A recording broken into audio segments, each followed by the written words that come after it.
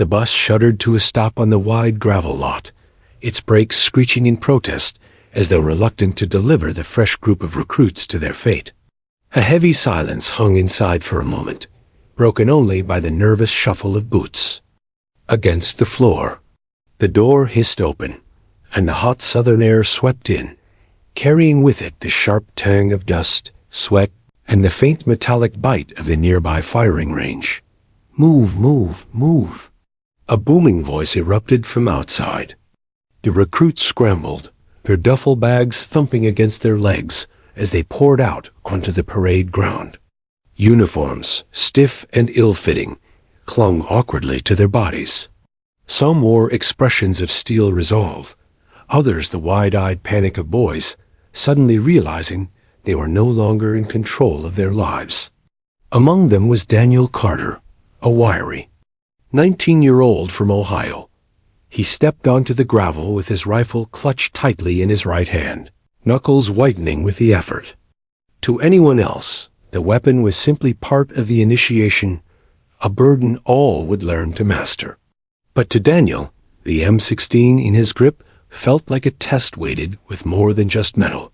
He adjusted the strap on his shoulder, trying to hide the slight tremor in his fingers. The first sight that greeted him was a line of drill instructors, their campaign hats low over their eyes, their stares like gun barrels fixed on the new arrivals. They were statues carved out of discipline and thunder, each one capable of tearing a recruit down with nothing more than a raised eyebrow.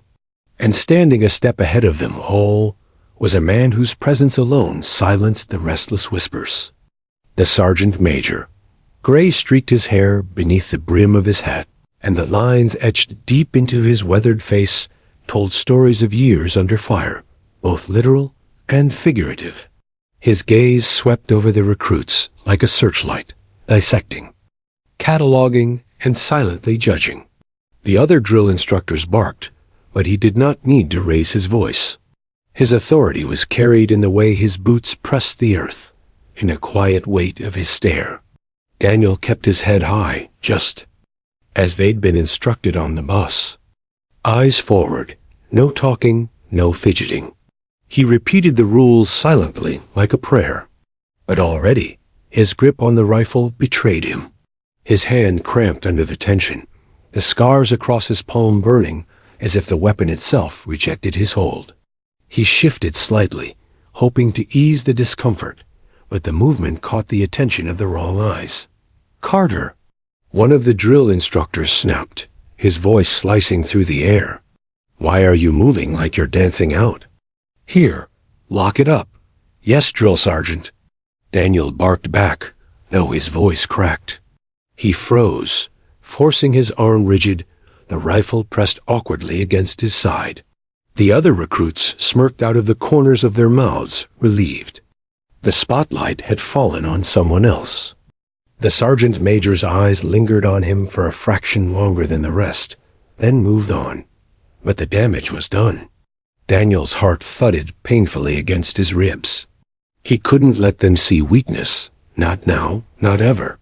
The recruits were herded into lines, each man standing shoulder to shoulder in the scorching sun. Sweat trickled down their temples, the heat pressing against them like a second uniform. Orders came rapid fire. Stand straight, eyes forward, no talking. The instructors prowled like wolves, snapping at any slip. Daniel focused on breathing. In, out, the rifle dug into his shoulder. Every second stretched into an eternity, his body aching with the effort to appear normal. But he felt the tremor starting again in his fingers, the ghost of fire licking at his skin. "Pick up your rifles." Present arms. The command snapped through the air. Daniel obeyed, bringing the weapon up. The motion should have been crisp, automatic, a practiced movement drilled into them since orientation. For everyone else, it was. But Daniel's palms slipped against the metal, the rifle wobbling just slightly before he steadied it with a desperate squeeze. The sergeant major's gaze cut to him again, noticing, calculating. Daniel's chest tightened. He could feel the eyes of the older man drilling into him, stripping away the facade. His fellow recruits might think he was weak, or nervous, or simply clumsy. But the sergeant major saw deeper. Daniel felt it in his bones that this man wasn't. Fooled, the drill dragged on, every mistake punished with push-ups, every hesitation mocked by sharp, merciless voices. Daniel dropped to the ground more than once, his palms grinding into the gravel, reopening small blisters that had already begun to form. He bit down on the pain, swallowing the cry that rose in his throat. When at last they were dismissed to the barracks, Daniel trudged with the others, rifle slung heavily across his shoulder. The building smelled of dust and polish, the bunks lined in rigid rows. He collapsed onto the thin mattress, exhaustion threatening to pull him under immediately. But sleep would not come. Not with the sergeant major's eyes still etched in. His mind, not with the ache in his hands pulsing like a heartbeat. He turned his palms upward, studying the jagged scars crisscrossing the skin. The lines were pale but unmistakable, ridges of memory that no amount of time could erase. He clenched his fists, willing strength into them, willing them to look normal. But no matter how hard he tried, the truth was written there for anyone to see. Tomorrow, the real training would begin. And Daniel knew one thing with absolute certainty. If the sergeant major saw his scars again, questions would follow. Questions Daniel wasn't ready to answer. The first morning of training began before dawn, the shrill blast of the bugle tearing recruits from shallow sleep. Daniel jolted awake, his heart pounding before his feet even hit the floor. Around him, the barracks came alive with the frantic rustle of uniforms and boots, men scrambling to make beds so tight a coin could bounce off the surface. He moved quickly, though his hands betrayed him. The sheets slipped through his fingers, the tight hospital corners refusing to cooperate. His bunkmate, Johnson, glanced over and muttered under his breath, "Come on, Carter. It ain't rocket." "Science." Daniel gritted his teeth.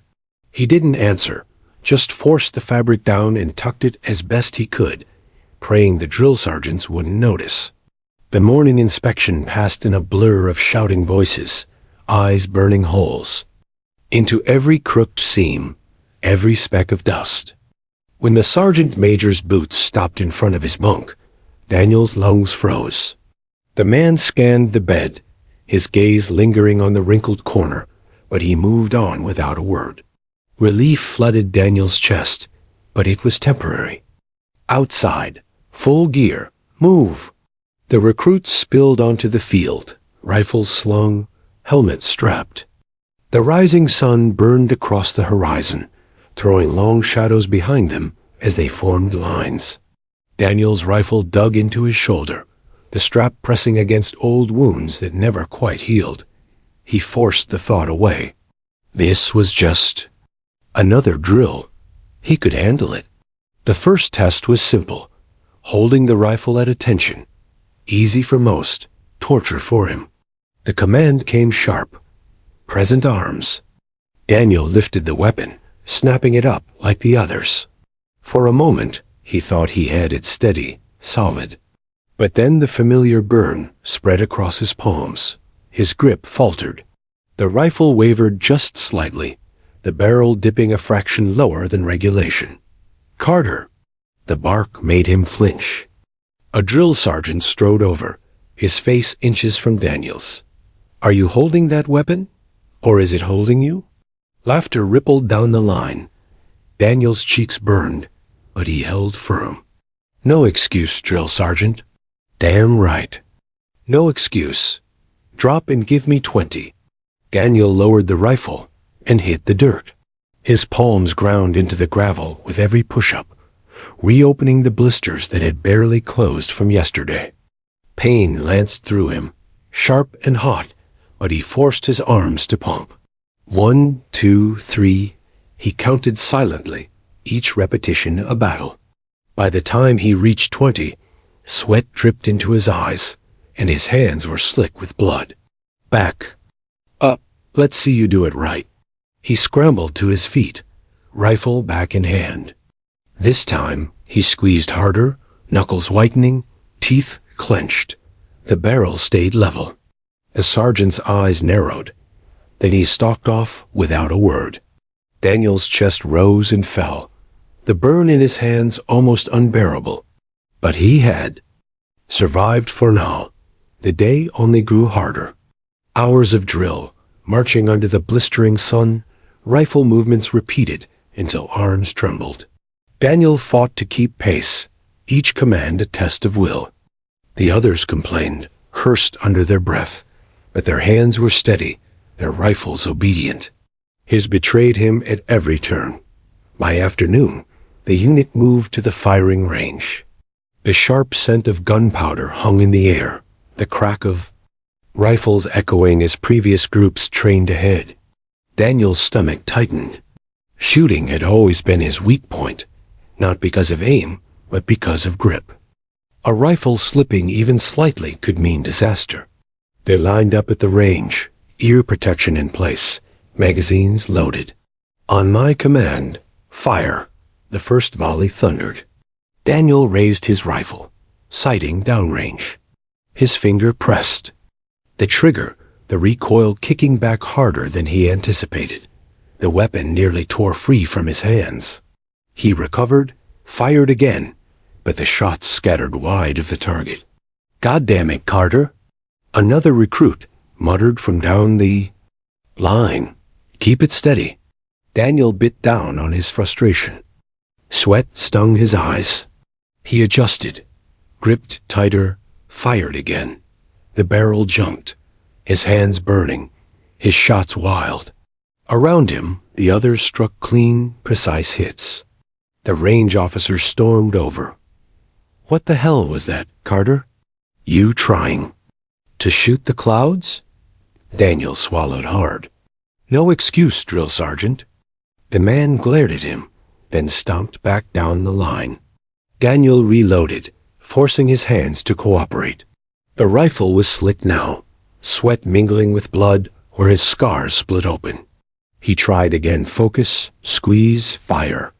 This time the shot landed closer to the mark. Not perfect, but not a total failure. He pressed on, each round a war between pain and precision. When the session ended, he was shaking. His target looked pitiful compared to the others, a scattered mess of bullet holes barely clustering in the silhouette. Laughter and jokes spread as the recruits compared their sheets. Daniel folded his quickly, hiding it under his arm. But not before the sergeant major saw. The man had appeared silently, as if conjured from the dust itself. He studied Daniel's target with a cool, unreadable expression. Then his eyes dropped not to the rifle, not to Daniel's stance, but to his hands. The gloves had split at the seams, exposing the ragged scars beneath. The sergeant major's gaze lingered there, sharp and calculating.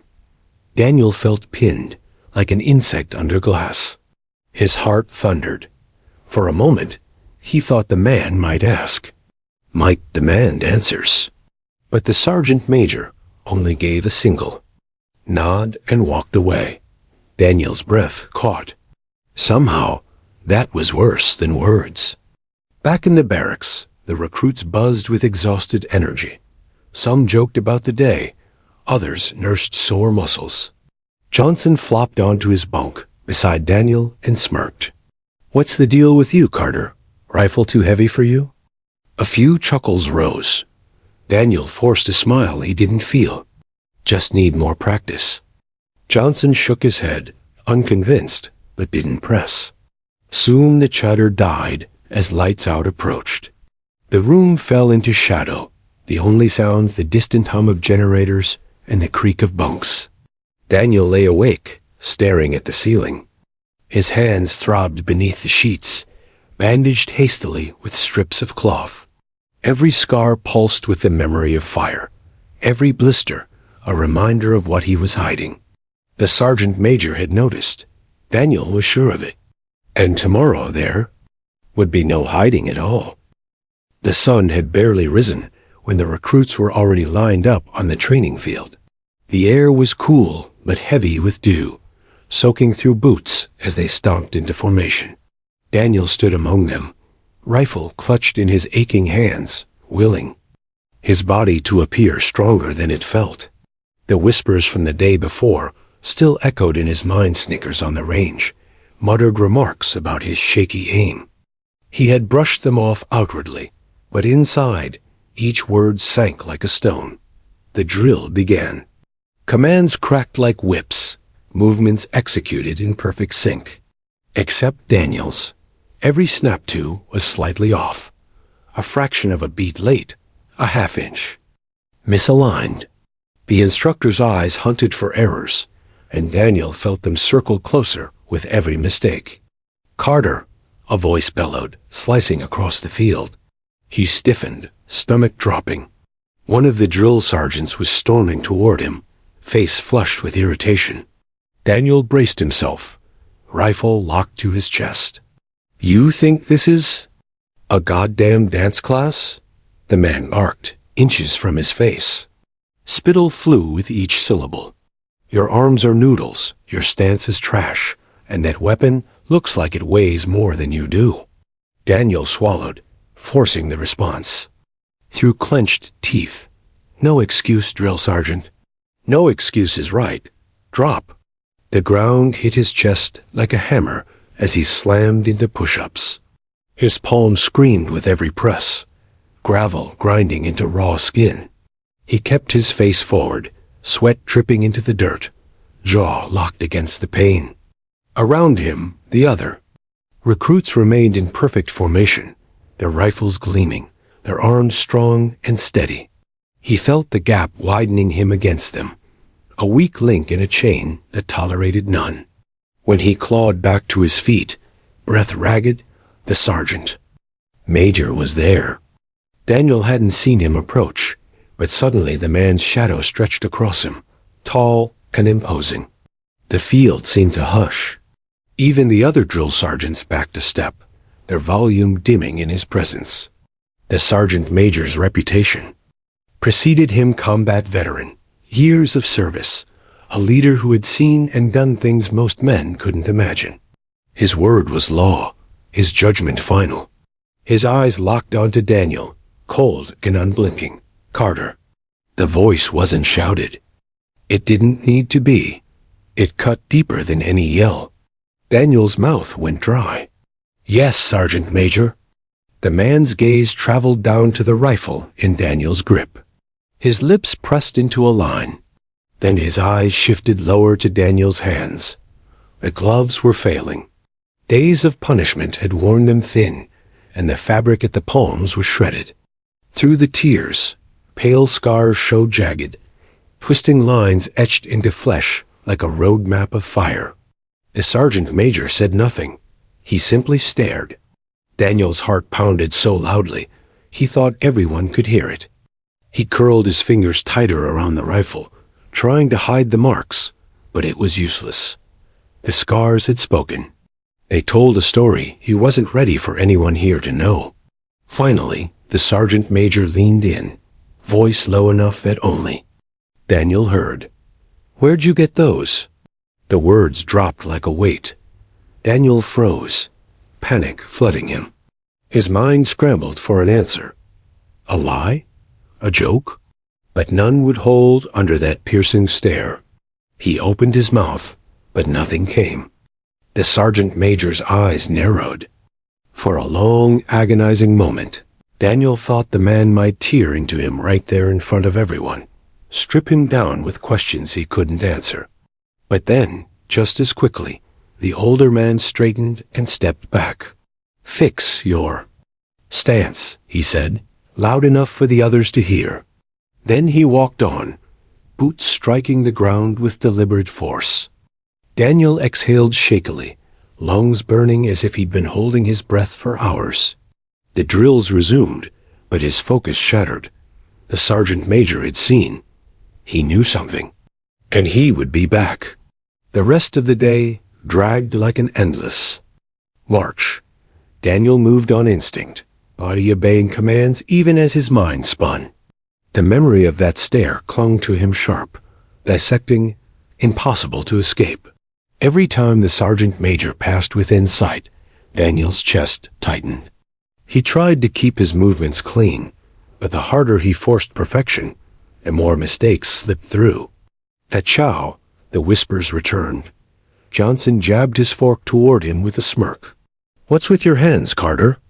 Can't even grip." "Yo tray right." A few others chuckled. Daniel forced a laugh, though it sounded hollow. "Guess I'm just clumsy."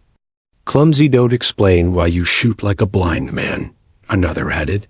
Daniel kept his head down, shoving food into his mouth to end the conversation. But he felt the sergeant major's gaze, even in the mess hall, a distant presence at the far table, eating silently, watching, always watching. That night, as lights out silenced the barracks, Daniel lay awake staring into darkness. His hands throbbed beneath their thin bandages. He flexed his fingers slowly, wincing at the pull of scar tissue. Memories crept in unbidden. The smell of smoke, the crackle of flames, his sister's cries. The heat that had swallowed his world and the pain that had carved him into what he was. He had joined the army to prove something that scars didn't make him broken, that he could still stand among men and fight. But the sergeant major had seen too much. If he asked again, if he pressed, the truth would spill out. And then what? Would they discharge him? Send him home as unfit? The thought hollowed his chest. Going home wasn't an option. He'd rather bleed out here than return in failure. From across the room, Johnson's voice drifted, low and half asleep. "You'll get used to it, Carter. The yelling, the pain. It all fades. You just gotta push through." Daniel didn't answer. Because for him, it wasn't fading. It was building. And somewhere, he knew the sergeant major wasn't done with him, not by a long shot. The barracks had gone quiet after lights out, but Daniel lay wide awake, eyes fixed on the shadows flickering across the ceiling. The day's drill still replayed in his mind, the recoil of the rifle biting into his palms, the laughter from his peers, and above all, the sergeant major's voice in his ear. "Where'd you get those?" The question lingered like a brand. The sergeant major hadn't pressed, not yet, but Daniel knew it was coming. Men like him didn't just notice. They hunted for the truth until it came out. Daniel rolled onto his side, tugging the thin blanket. Higher, his hands throbbed beneath the wrappings, a steady pulse of fire. He flexed his fingers gingerly, testing the skin. The blisters from training had split again, reopening the old scars.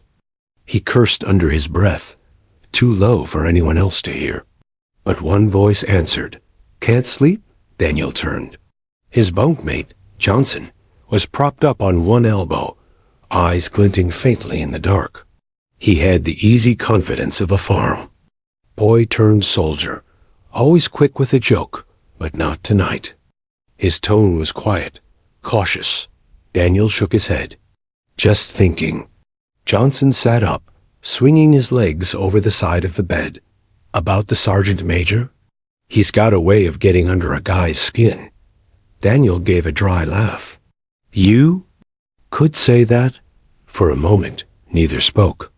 The silence stretched, filled only by the hum of the overhead lights and the muffled snores from across the room. Johnson leaned closer, his voice barely a whisper. "Look, man, I seen your hands. They don't look like normal blisters. What's the deal?" Daniel's stomach tightened. He wanted to brush it off, make a joke, anything to push the question away. But the concern in Johnson's eyes stopped him.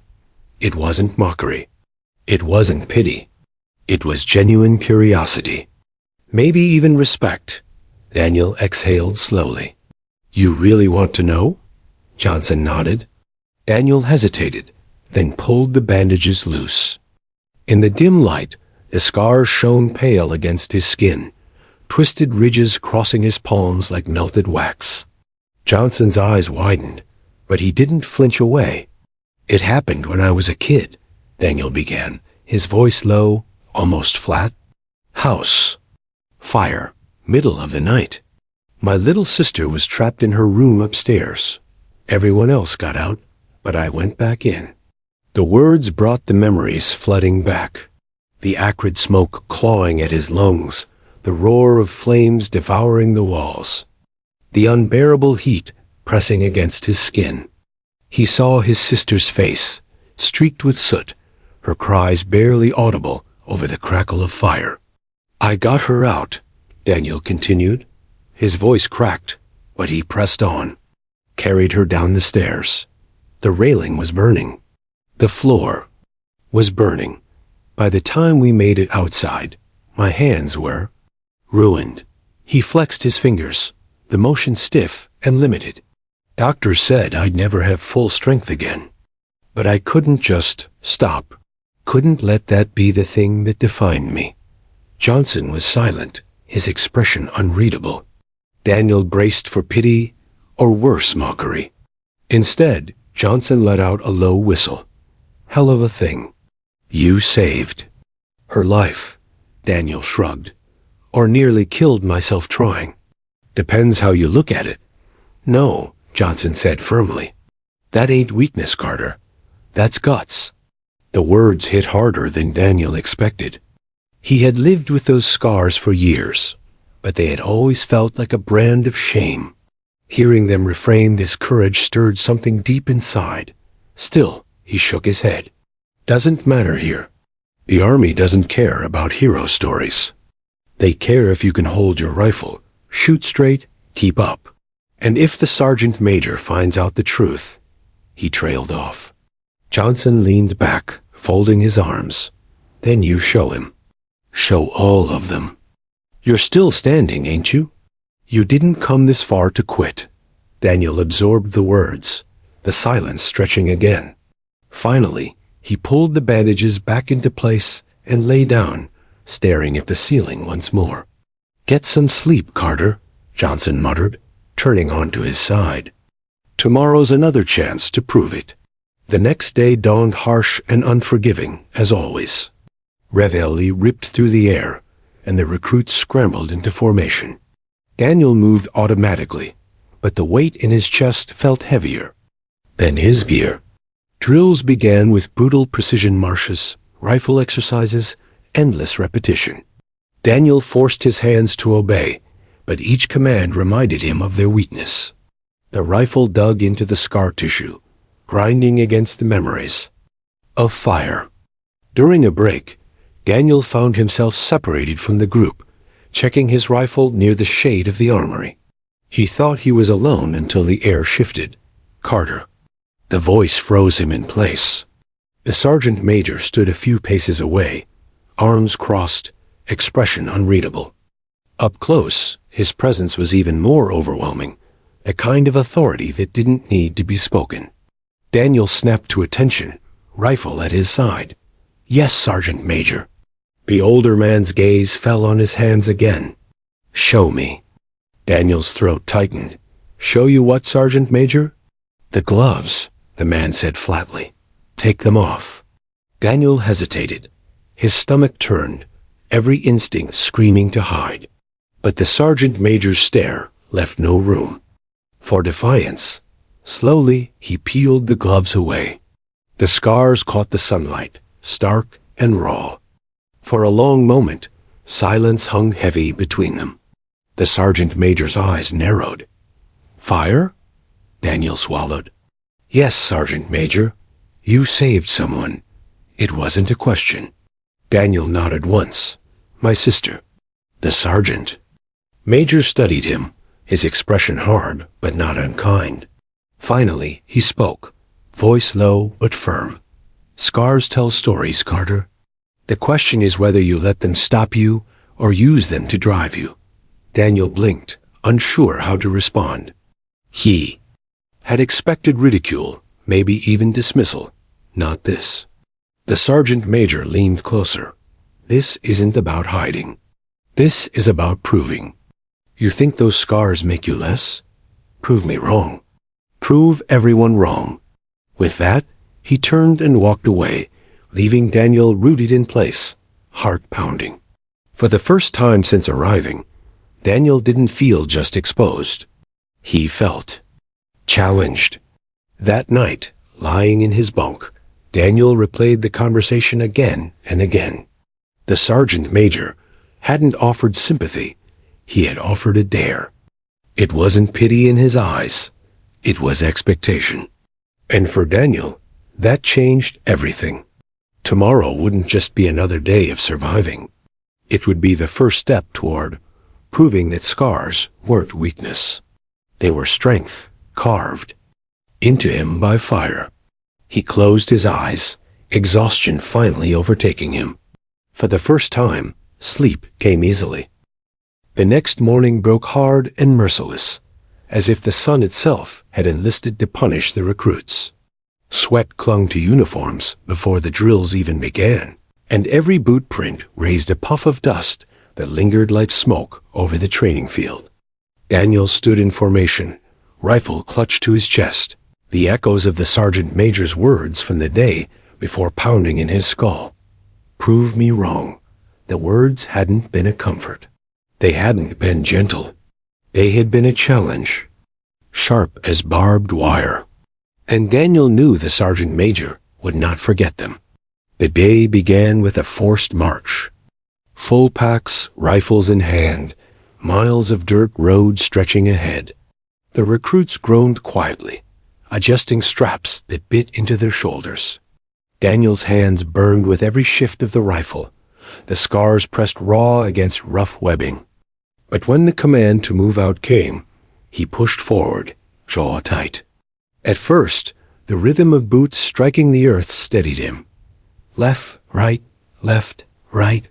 The line of recruits stretched down the road, dust rising with each step. But as miles passed, the pain in his hands grew unbearable. The weight of the rifle dug deeper, each bump and sway carving fire into scar tissue. He bit down hard, refusing to loosen his grip. Every step became a silent war, pain screaming at him to drop the weapon, pride forcing him to keep going. A voice cut through the haze. Pick it up, Carter. The sergeant major strode along the line, boots unrelenting, eyes sharp. His gaze locked onto Daniel. That rifle belongs in your hands, not dragging behind you. Daniel straightened. Instantly, hauling the weapon higher, ignoring the streak of blood now smearing against the strap. He forced his pace faster until he was nearly jogging. Better, the sergeant major growled.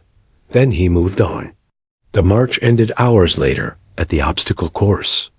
The recruits staggered into place, faces streaked with sweat and dirt. Daniel's lungs burned, his arms quivered, but there was no rest. Listen up, one of the drill instructors bellowed. This course will break you if you let it. Walls, rope climbs, mud, everything designed to test whether you've got what it takes to be soldiers. You will not walk. You will not quit. You will finish, or you will be finished. The whistle blew, and chaos erupted. Recruits charged forward, hurling themselves at wooden walls and crawling under barbed wire. Daniel sprinted with the pack, boots thudding into the dirt. The first wall loomed. Men leapt, scrambling up, hands gripping the rough boards. Daniel jumped, fingers catching the top. Pain shot up his arms as the wood scraped against his scars. He nearly slipped, but he clenched harder, hauling himself over with a grunt. His palms bled freely now, smearing crimson across the wood. He hit the ground running, lungs burning. The rope climb came next. Thick hemp ropes dangled from high beams, swaying slightly in the wind. Recruits swarmed them, climbing hand over. Hand, muscles straining. Daniel grabbed a rope. The fibers bit deep into his palms, tearing at already raw skin. His vision blurred from the sting, but he pulled anyway. One hand, then the other, pushing with his legs, dragging his body upward. Halfway, his grip faltered. The rope burned against his scars, slick with his blood. For a moment he dangled, feet scrabbling for purchase. "Don't you dare quit, Carter." The sergeant major's voice cut through the roar of the course. Daniel looked down. The man stood below, arms crossed, eyes locked on him. Not shouting at anyone else. Just him. Daniel grit his teeth and pulled. One hand, then the other, ignoring the pain, ignoring the blood. Inch by inch, he climbed until he slapped the beam at the top. A ragged shout tore from his throat, half victory, half agony. Then he slid down, hitting the ground hard, legs trembling. The rest of the course blurred into a haze of mud, sweat, and fire in his hands. He crawled through dirt, climbed walls, sprinted through tires.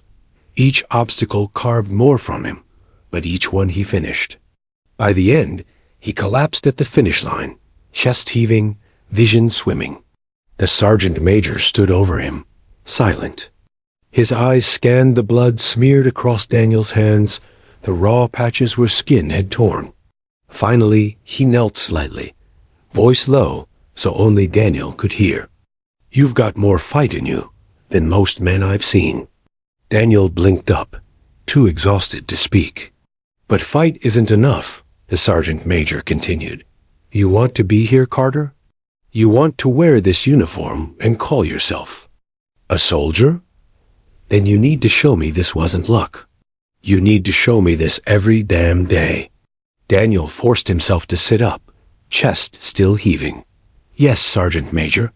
The man's gaze lingered, then he stood and walked away, leaving Daniel in the dirt. That night in the barracks, Daniel could barely move. His hands were swaddled in rough bandages, blood seeping through. Johnson sat nearby, shaking his head in disbelief. "You're insane, Carter. Rope climbing with those hands? You should be in the infirmary." Daniel shook his head slowly. "If I go, they'll pull me out. And I didn't come here to quit." Johnson studied him, then cracked a grin. "Crazy bastard. But I'll give you this. You got guts." Daniel lay back, staring at the ceiling. His whole body ached, but something inside felt different. For the first time, the sergeant major hadn't looked at him like a liability. He had looked at him like a challenge, like someone worth testing. And Daniel knew this was only the beginning. The following days blurred into relentless trial. Extra drills, longer runs, heavier packs. The sergeant major seemed determined to break him, singling him out for punishments and tests. But each time Daniel thought he would collapse, something inside pushed him further. Push-ups until his arms trembled? He did one more. Rifle drills. Until his palms bled? He tightened his grip. Marches until his legs gave out? He forced his body upright. The others began to notice. The laughter faded, replaced by quiet respect. Recruits who had mocked him now offered nods, even encouragement. Johnson clapped him on the shoulder after one brutal march. "Hell, Carter, you're making the rest of us look bad." Daniel only smiled faintly. He wasn't doing it for them. He was doing it for himself, and for the man who kept watching from the sidelines, eyes sharp, waiting to see if he'd break. By the end of the week, Daniel's scars no longer felt like a secret. They felt like proof. Proof that he had already survived worse than this. And he wasn't about to stop now. The barracks smelled of sweat, leather, and metal polish, a cocktail of exhaustion that clung to every corner of training life. Weeks had passed since Daniel first stumbled under the weight of his rifle, since the sergeant major first saw the scars. In that time, something had shifted.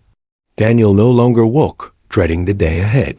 He woke expecting pain, bracing for it, even welcoming it. His hands were a mess of cracked flesh and hardened skin, but the bandages stayed tighter, cleaner now. The scars were still there, but they no longer screamed weakness. They whispered endurance. At dawn, reveille blared.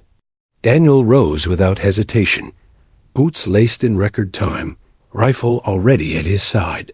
Johnson, yawning beside him, chuckled. "Man, you're starting to look like you actually enjoy this misery." Daniel gave a half-smile. "Enjoy's the wrong word. Survive, maybe. Learn to live in it." The day's training kicked off with another long run, packs heavy, rifles bouncing with every stride. Early on, Daniel would have fallen behind, gasping for breath, legs burning. But now, he pushed to the front. The rhythm of his boots became a drumbeat, steady, unyielding. His lungs still ached, his muscles still screamed, but he had learned to keep moving. Behind him, recruits muttered in disbelief. "Carter's a machine," one whispered. Daniel didn't look back. He wasn't running to impress them. He was running to prove something to himself, and to the man pacing at the side of the column, eyes sharp, watching everything. The sergeant major. After the run came weapons drills. Rifles lifted, aimed, fired, over and over until shoulders ached. And ears rang. Daniel gripped his rifle with firm hands, the stock snug against his shoulder. Every shot echoed through him, steady and precise. He no longer flinched from the recoil. "Good form, Carter," one instructor muttered in passing, almost surprised. Daniel didn't answer. He focused on the target, breathing slow, pulling the trigger with calm precision. Each bullet struck closer to center, tighter grouping. Weeks ago, his hands had betrayed him. Now they obeyed. At the end of the drill, the sergeant major strode down the line, scanning targets. When he reached Daniel's, he paused. Holes clustered. Near the bullseye. The man said nothing, just gave the faintest nod before moving on. That single gesture lit something in Daniel's chest. He carried it like fuel through the rest of the day. Later, the recruits faced the endurance circuit. Push-ups, pull-ups, burpees, sit-ups, one station after another, with no breaks. The kind of drill that shredded lungs and turned legs to jelly. Daniel threw himself into it. His arms trembled, sweat poured down his face, but he kept moving.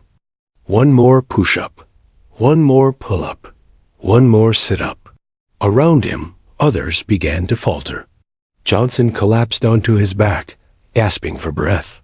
A few recruits dropped out entirely, instructors barking at them to get up. But Daniel pressed on, his body screaming, his scars tearing again under the strain. He gritted his teeth, refusing to quit. At the final station, pull-ups, he jumped, grabbed the bar, and hauled himself up. Once, twice, 3 times. His arms shook violently, but he didn't stop. 4, 5, 6. By 10, his vision blurred, but he heard a voice from behind. "Come on, Carter, don't stop now." It was Johnson, still sprawled on the ground, but grinning. Others began to cheer too. "Push it, Carter, one more." Daniel growled, dragging himself up for 11. His scars screamed, blood slicking the bar, but he pulled again. 12, 13. Finally, his arms gave out, and he dropped, landing hard on his feet. The recruits cheered. Not mockery, this time genuine respect. Johnson slapped the floor, shouting, "That's how it's done." Daniel stood, chest heaving, eyes drawn instinctively to the sergeant major. The man was watching, arms crossed, expression unreadable. But there was something different in his eyes. Not suspicion, not challenge. Something closer to approval. That night, the barracks hummed with low chatter. Recruits recounted the day's trials, exaggerating their victories, downplaying their failures. Johnson couldn't stop bragging. "Did you see Carter up there? 13 pull-ups with hands. That looked like hamburger meat. Guys tougher than half the platoon combined." Laughter and nods followed. For the first time, Daniel wasn't the outsider, the weak link. He was part of them. Still, when the lights went out and the chatter faded, he lay awake, staring. At the ceiling. The sergeant major's nod, The recruits' cheers, they mattered. But what mattered most was the fire inside him. The one that whispered, "You're more than your scars. You've always been more." The following week brought the rifle range qualification. The recruits lined up, each given a set of targets at varying distances. This was more than practice. It was a test. Passing meant moving forward. Failing meant starting over, or worse, being sent home. Daniel lay prone on the dirt, rifle steady in his hands. The range stretched before him, targets flickering in the sun. His heart pounded. He remembered the sergeant major's words. "Prove me wrong."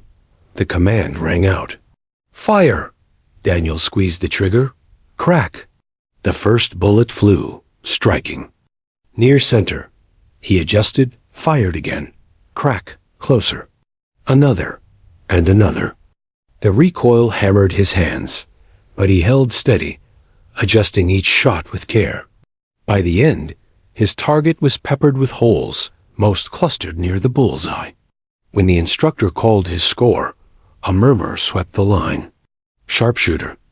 Daniel exhaled, relief flooding him. Not perfect, but more than enough. The sergeant major approached, eyes flicking over the target, then back to Daniel. For a long moment, silence hung between them. Then, in a voice just loud enough for Daniel to hear, "You've come a long way, Carter." Daniel swallowed hard. "Still a long way to go, Sergeant Major." The man's lips twitched, the barest hint of a smile. "That's the right answer." He moved on, leaving Daniel staring after him, heart hammering. "That evening, Johnson." Clapped Daniel on the back. Sharpshooter. Not bad for a guy who could barely hold a rifle a few weeks ago. Daniel chuckled softly, shaking his head. Not bad for anyone. But privately, he knew it wasn't just the shooting, or the running, or the pull-ups. It was the fact that for the first time in years, he believed in himself. The scars on his hands no longer felt like shackles. They felt like proof of survival. Proof that he had already been tested by fire and had come out alive. And now, in the crucible of training, he was being reforged, not as a victim, not as a weak recruit, but as a soldier. The transformation had begun. The air that morning was heavy with humidity, clinging to skin like a second layer of sweat before training even began. The recruits shuffled into formation, shoulders sagging under the weight of exhaustion. They had been pushed for weeks, but today felt different. There was tension in the air, sharp and undeniable, as if everyone sensed what was coming. The sergeant major stood before them, his presence cutting through the haze like a blade. His voice carried, rough and commanding. "Today is your crucible. The final test before you can call yourselves soldiers. You will march. You will fight. You will endure. And you will not quit." A murmur ran through the recruits.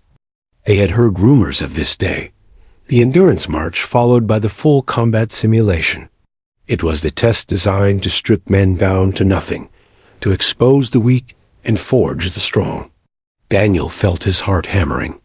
His hands flexed instinctively, the scars pulling tight. He had come far sharpshooter, endurance drills, the respect of his peers, but this would be different. This would demand everything. The march began at dawn. Full packs, heavy rifles, ammunition belts slung tight across. Aching shoulders. A line of recruits stretched down the dirt road, boots pounding in unison. Dust swirled, rising into the already stifling air. For hours they marched. Hills rose like walls.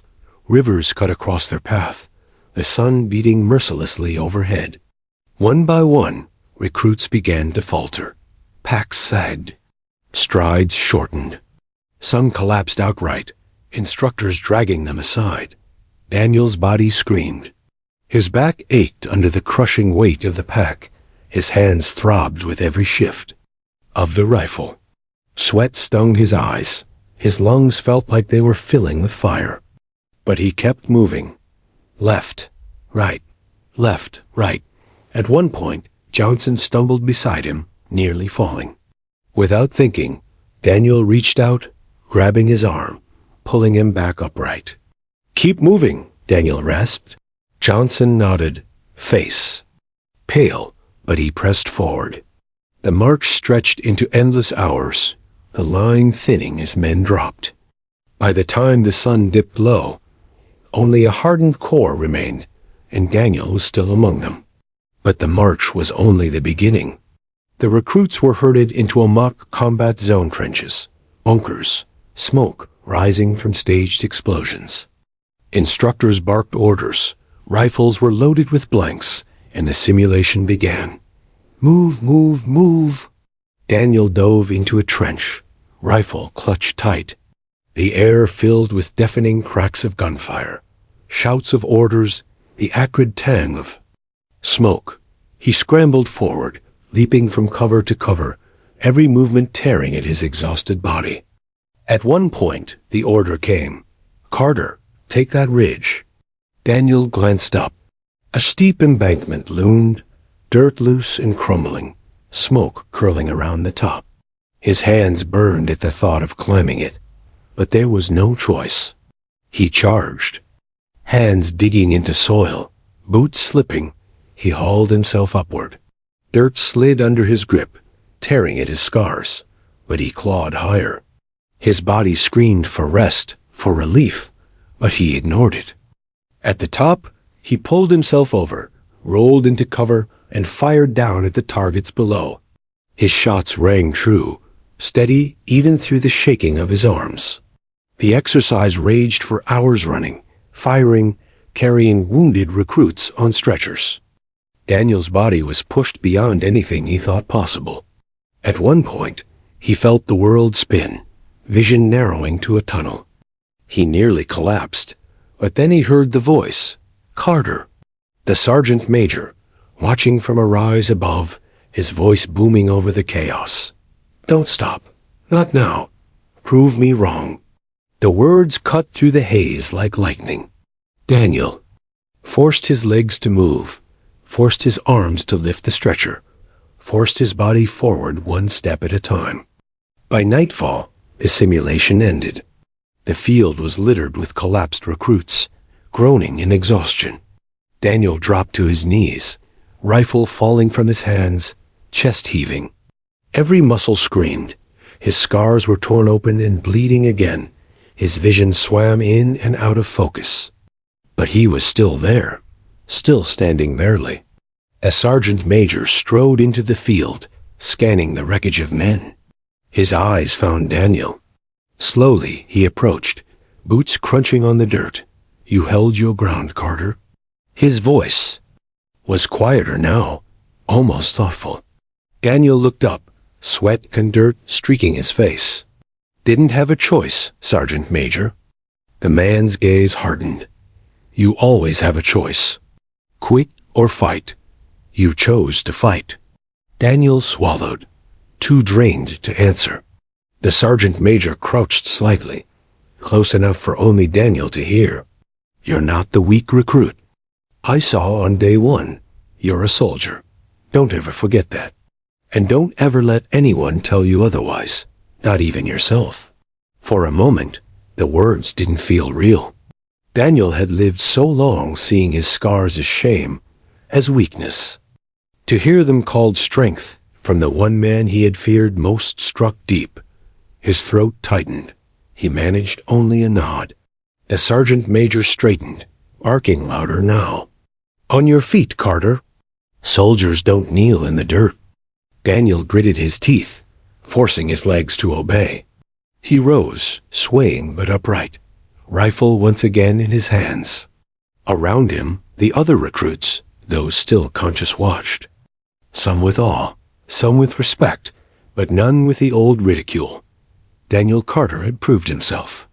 That night in the barracks, silence reigned. Too much exhaustion for chatter. Johnson lay in his bunk, muttering hoarsely, "You saved my ass." "Out there, Carter. Don't think I'll forget that." Daniel didn't answer. He lay staring at his hands, wrapped in new bandages, blood still seeping through. They hurt worse than ever, but the pain no longer felt like a curse. It felt like proof. Proof that he could endure. Proof that he could fight. And tomorrow, whatever came, he would rise again. The morning of graduation dawned crisp and clear, the kind of day that seemed almost designed for ceremony. The parade ground gleamed with dew, flags snapping sharply in the breeze.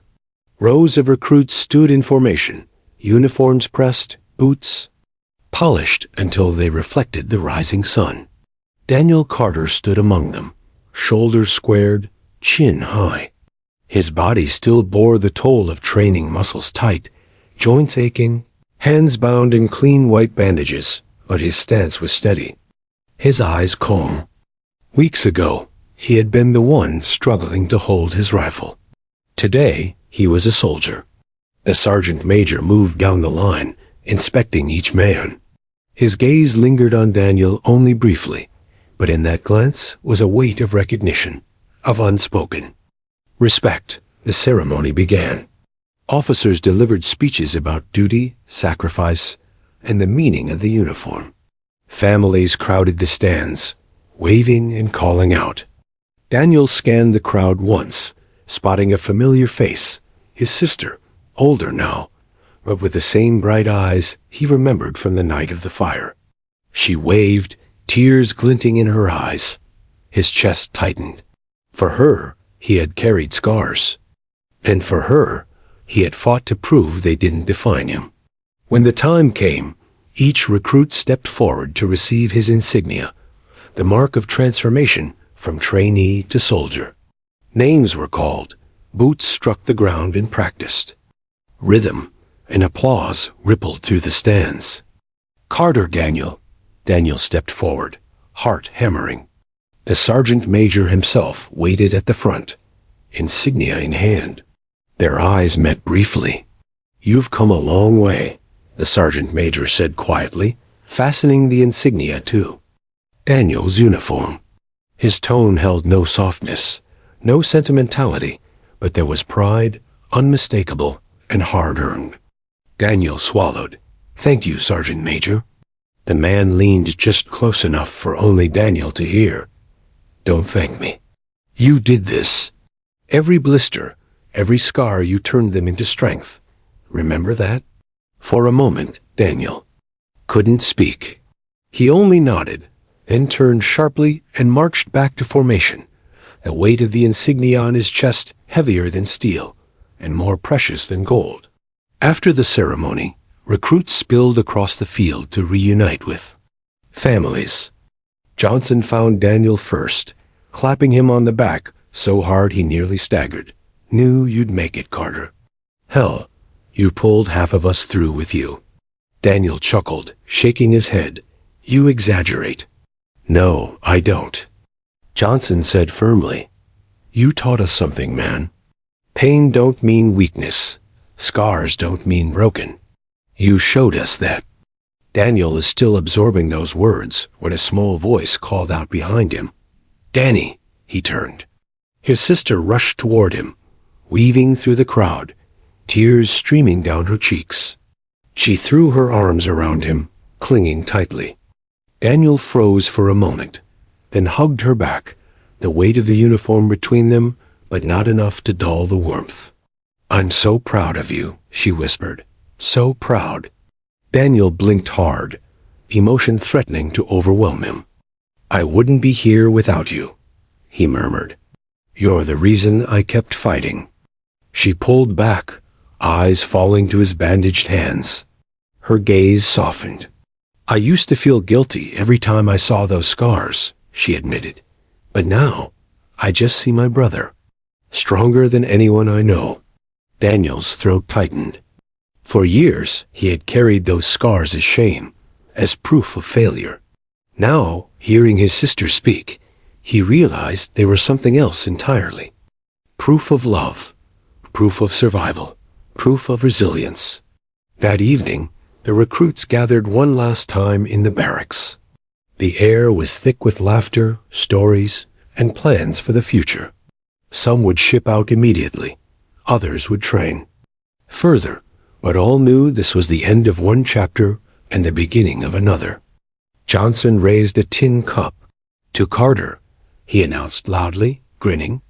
"The toughest damn recruit this place ever saw." The room erupted in cheers and applause. Daniel laughed, shaking his head. "You're going to make me blush, Johnson." But beneath the humor, he felt something deeper. He wasn't just surviving anymore. He belonged. Later, as the barracks quieted and recruits drifted to sleep, Daniel sat on his bunk, unwrapping his bandages. The scars glistened in the dim light, jagged and uneven. He traced them with his eyes, remembering the night of the fire, the weight of his sister in his arms, the agony of burning flesh. Then he thought of the sergeant major's challenge, of the rope climb, the rifle drills, the endless marches, of the day he nearly broke but rose again. These hands had carried him through fire once, and they had carried him through fire again. He flexed them slowly, wincing at the pain, but smiling too. These weren't marks of weakness. They were his legacy. The next morning, as the recruits boarded trucks bound for new assignments, Daniel glanced back once at the training grounds. Dust swirled across the empty field, sunlight glinting off the obstacle course. He thought of the boy who had arrived weeks ago, uncertain, ashamed, defined by scars. That boy was gone. In his place stood a soldier, forged in fire, tempered by pain and strengthened by will. The sergeant major stood near the trucks, hands clasped behind his back, watching silently. As Daniel climbed aboard, their eyes met one last time. No words were exchanged. None were needed. The truck rumbled to life, carrying Daniel forward, toward new battles, new challenges, new scars. But he was ready, because he had learned the truth. Scars don't make a man weak. They make him human. And sometimes they make him stronger than steel. Years later, long after the dust of training had settled, men would still speak of Daniel Carter, not as the recruit who struggled to hold his rifle, but as the soldier who carried his scars with pride. And whenever Daniel looked at his hands, he no longer saw failure. He saw a reminder, a story etched in flesh, the story of a boy who ran into fire and a man who walked out stronger.